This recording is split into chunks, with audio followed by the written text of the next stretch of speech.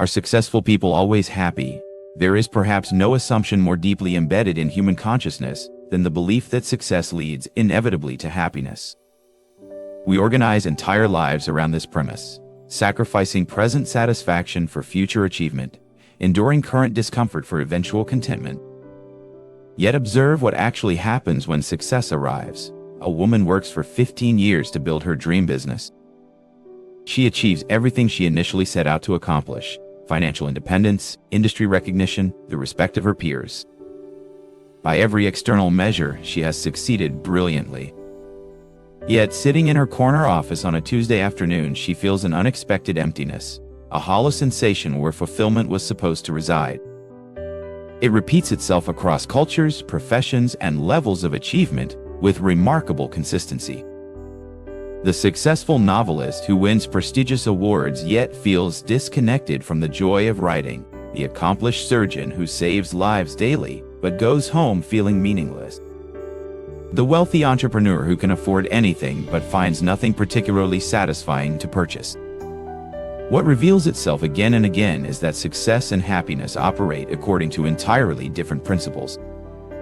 Success, as commonly understood, is about achieving external objectives, reaching goals, accumulating resources, gaining recognition, climbing hierarchies.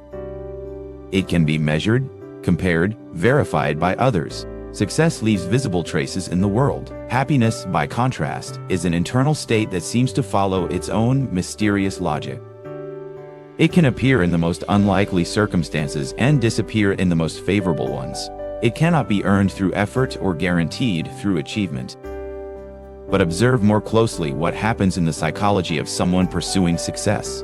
The very pursuit often requires postponing present contentment. I'll be happy when I get the promotion, when I reach the sales target, when I publish the book, when I retire. Life becomes a series of stepping stones toward a hypothetical future satisfaction that keeps receding as each milestone is reached.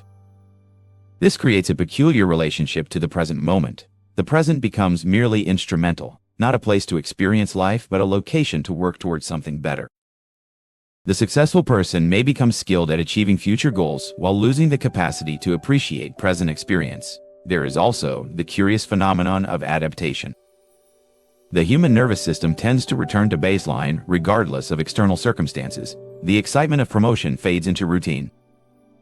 The luxury that once felt extraordinary becomes ordinary. The recognition that once brought joy becomes expected, then insufficient. Meanwhile, happiness often appears most naturally when someone is completely absorbed in present activity without thought of future reward. The musician lost in improvisation, the teacher fully engaged with students, the parent playing with a child, the gardener tending plants. These moments of spontaneous satisfaction rarely depend on external measures of success. This suggests that success and happiness may not just be different. They may sometimes be inversely related. The pursuit of success often demands a calculating mindset.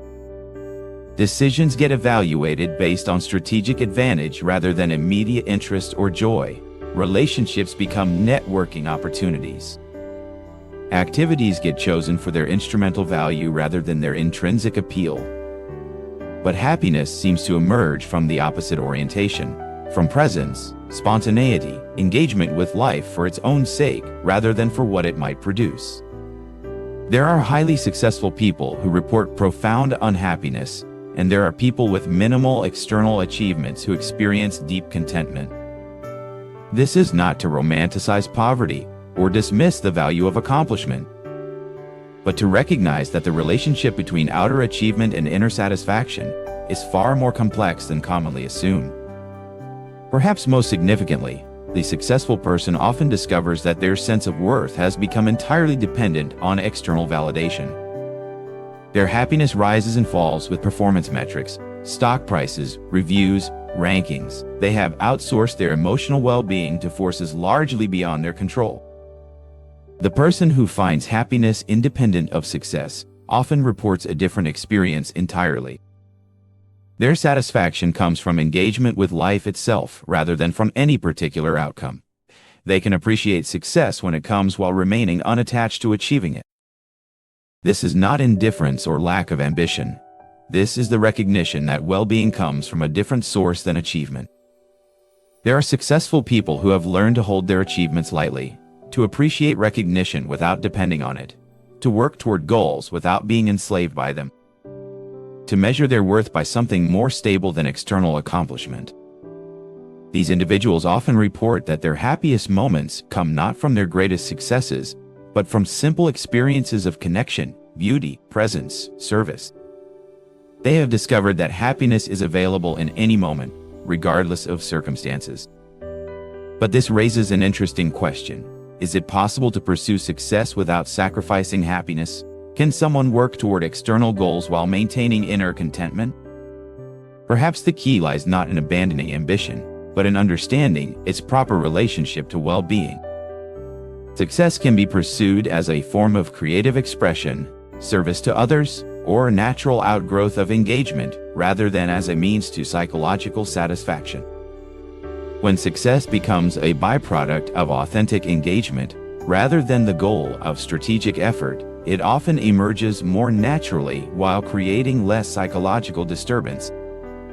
The person who understands this distinction can work skillfully toward external objectives while remaining grounded in present moment awareness.